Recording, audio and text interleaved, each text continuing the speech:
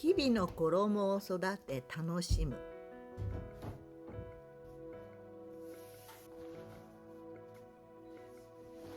日々まとう衣を自分の好みの色に染め、心地よく感じる形に仕上げます。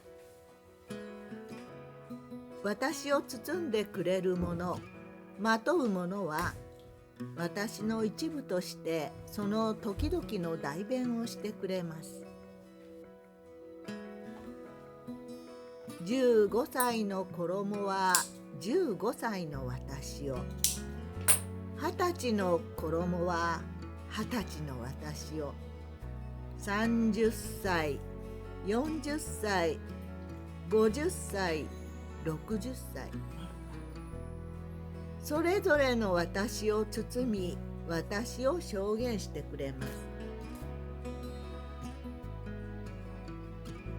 やめて、ただいま70歳。70の私はこんなだよって、自分のまとうものに気持ちよく包まれて、日々を丁寧に過ごしていきたい。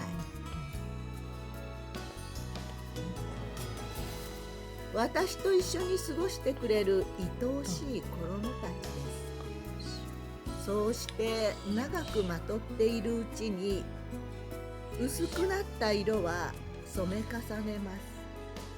かもしれない。ほつれに一針ずつ針目を足していきます。穴あきには布を当て針を刺します。その衣は私の一部のように馴染んできます。こっちもね。できたよ。ね。これです。これむちゃくちゃ柿渋も藍も顔料だからね、布の中まで入っていかないんだよ。だから何回も何回も染めた方がいいんだよ。着た後でね染めた方がいいね。だからこう布がやおくなって、その分こういうとこまで次に染めた時にね中まで入ってくる。もうこれはね、あんまりは柿渋も落ちなくなったと思う。これは私が作った革のボタンね。はい。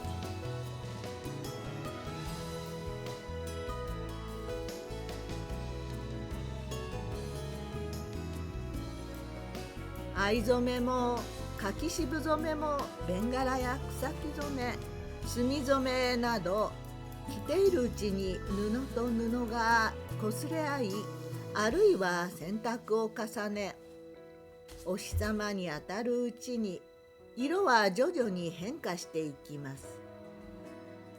染め物の色ってまるで生きているみたいです。その変化する色への愛着がどんどん増します。染めたての鮮やかな色もいいけど、私の時間とともに変わる色も愛おしい。色が薄くなって擦り切れた布は、私のその時々をしっかり覚えてくれているみたいに感じます。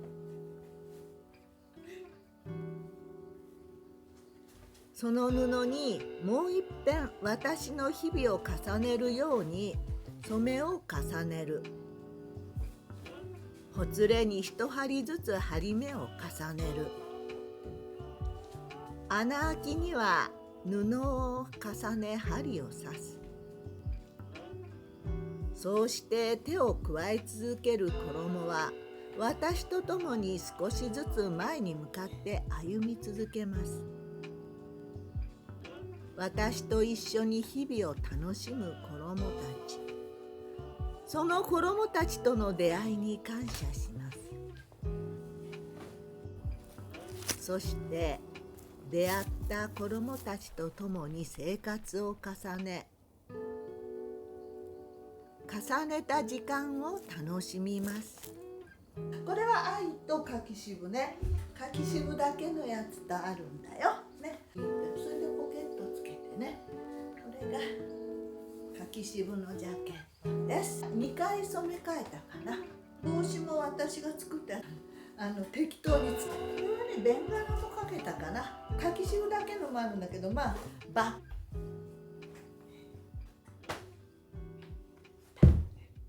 でね、もっと寒い時はこれにユニクロで去年1000円引きで買ったコートを着ていて、 S サイズだからね売れてなかったみたい。これをこれはねいろんな生地を剥ぎ合わせて作った、適当に本見て作ったよ。こっちの裏はね愛のやつを、この手ぬぐいをね襟が寂しかったから、今日はそうでもないんだけど、ちょっとなんかこれを巻きましたよ。こうやって入れて、ただこうやって入れただけ。今適当にやったからちょっと変かもしれないけど、これはね私が折った帯っていうか折って、それからこれはやっぱオークションで買った帯締め。そしてねこれもねオークションで買ったんだけど、自分でどんどんこうやって適当に差し越してみた。であったかいよこれ。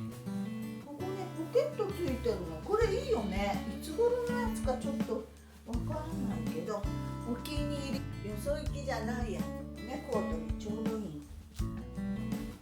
これにこの墨染めとベンガラで染めたやつをよいしょつけていこう。この帽子もね、ここのとこはね寂しいから自分で糸を足したよ。こんな感じです。なんかバーゲンで買ってきて、こんな後ろは春が待ち遠しい、うりうりばあちゃん、七十のきさらぎ。